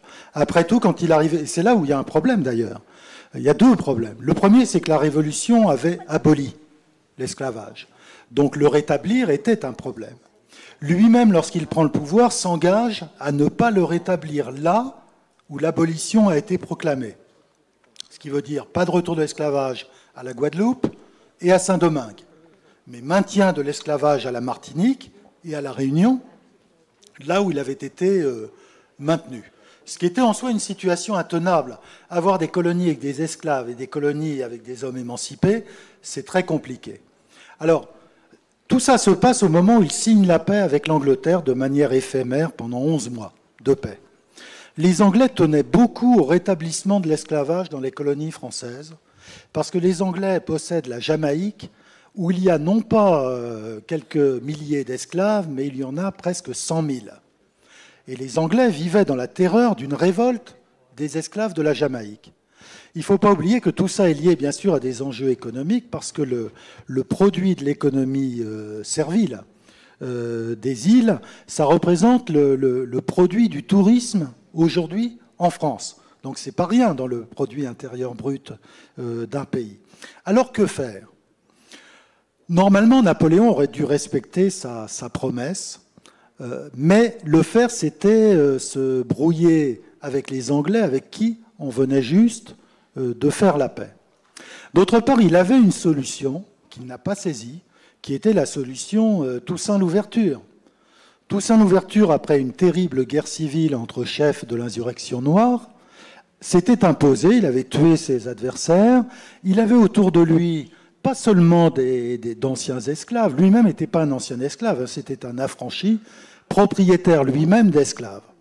Mais il était devenu le chef de cette île de Saint-Domingue libre, donc Haïti aujourd'hui, et il avait dans son entourage d'anciens colons blancs, des proches de Bonaparte qui le conseillaient, et il a tendu la main à Bonaparte. Simplement, il voulait être reconnu comme seul maître de l'île avec une autonomie très large. Bonaparte n'a pas eu confiance. Alors, pour quelle raison, on n'en sait rien. Il a cru que Toussaint Louverture, dès qu'il aurait obtenu ce qu'il voulait, se tournerait du côté des Anglais ou des Américains qui étaient beaucoup plus proches. Il a refusé. Et puis, il avait sans doute l'appréhension qu'une île avec des travailleurs libres serait moins facile à mettre au travail qu'avec des esclaves. Là où il se trompait, c'est que Toussaint Louverture avait la même idée, et Toussaint Louverture avait remplacé l'esclavage par le travail forcé. Il avait donc réduit toute la population de Saint-Domingue au travail forcé, sauf bien sûr la troupe qui l'entourait. Donc il y avait possibilité de trouver un accommodement. Sans doute sont intervenus aussi, parce que Bonaparte a quand même, il avait des doutes, il a demandé des rapports. Il a reçu 35 rapports sur les affaires de Saint-Domingue. 35 rapports qui se concluaient au rétablissement de l'esclavage. Donc il a cédé à ces rapports venus du Conseil d'État. Probablement il a cédé aux administrateurs de la marine qui traditionnellement étaient en charge des colonies et qui étaient très favorables au rétablissement de l'esclavage. Probablement au lobby des anciens planteurs qui souhaitaient retrouver leur propriété.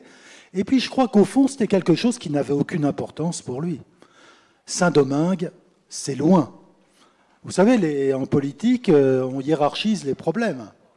À ce moment-là, son problème, c'est la paix avec l'Angleterre, avec à terme la reprise de la guerre avec l'Angleterre. Donc il commence à penser à l'invasion de l'Angleterre. C'est beaucoup plus important que cette question de l'esclavage qui, en plus, dans l'opinion, avait un retentissement égal à peu près à zéro. Voilà, j'espère que j'ai répondu à votre question.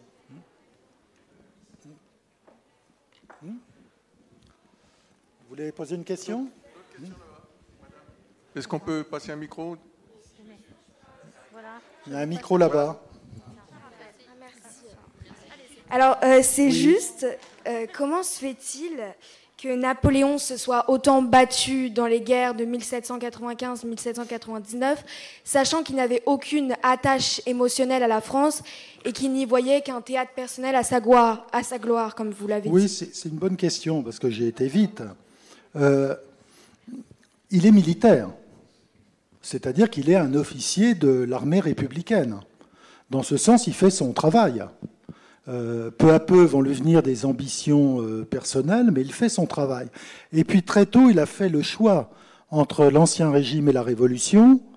Il a quand même choisi la Révolution, parce qu'il sait que la Révolution a beaucoup plus à lui apporter que l'Ancien Régime. Une fois, il a dit si j'avais pris le parti du roi, qu'est-ce que j'aurais eu? On m'aurait donné des terres, une pension, une statue. D'ailleurs, peut-être qu'on m'aurait enterré sous la statue pour se débarrasser de moi. Alors que la Révolution avait tout à me donner. Elle m'a donné la France, le pouvoir, l'État, tout pour moi. Donc dans ce sens, lui qui n'avait pas d'attache sentimentale, il avait en revanche tout à gagner à servir la Révolution et beaucoup à perdre à servir l'Ancien Régime, dont il sentait que c'était une cause perdue. Voilà, je ne sais pas si... Peut-être une dernière question, parce que ça commence à se faire tard. C'est bien, c'est les jeunes qui posent des questions. Voilà, merci madame. Allez-y. Bonjour monsieur. Oui, bonjour. C'était pour savoir pourquoi Napoléon s'est pas aventuré sur le continent américain en tant que conquérant, sachant qu'on avait une des plus grandes flottes navales avant Trafalgar, bien sûr. Oui, mais déjà avant Trafalgar, il a revendu la Louisiane. Et vous savez que, parce que les Espagnols lui avaient cédé la Louisiane, et la Louisiane à l'époque, ça allait de la Nouvelle-Orléans jusqu'à Chicago. Donc ça traversait absolument tout le centre des États-Unis. Mais c'était largement un espace vide. Il y avait les Indiens qui y vivaient depuis toujours, mais il n'y avait pas vraiment de ville, etc. Bon, il a cru que c'était trop compliqué. D'abord parce que ça aurait voulu dire se battre sur deux fronts. D'un côté contre les Anglais, de l'autre contre les Américains qui avaient clairement fait savoir qu'ils acceptaient que les Espagnols soient en Floride et à la Nouvelle-Orléans, mais les Français, non. Il y a une lettre de Jefferson où Jefferson dit « Jamais nous n'accepterons les Français à la Nouvelle-Orléans ». Donc il a décidé, quand la guerre a repris avec les Anglais, de vendre la Louisiane. Et en plus, c'était depuis tout jeune, son imagination, elle était en Orient. Ce qu'il aimait, c'était l'Orient. Parce que l'Orient, il avait beaucoup lu la vie de Mahomet de Boulainvilliers, etc., le Mahomet de Voltaire. L'Orient, pour lui, c'était la terre des grandes aventures et des conquérants.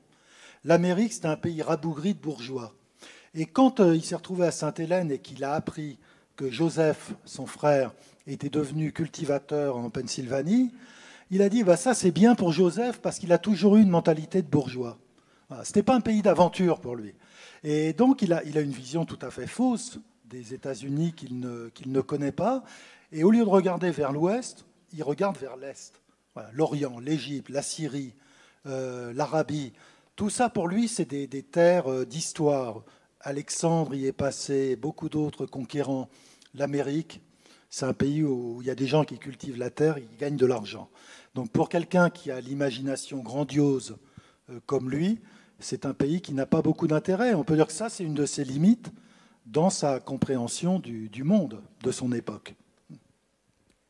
Bien, écoutez, alors une dernière question, madame. Oui, merci.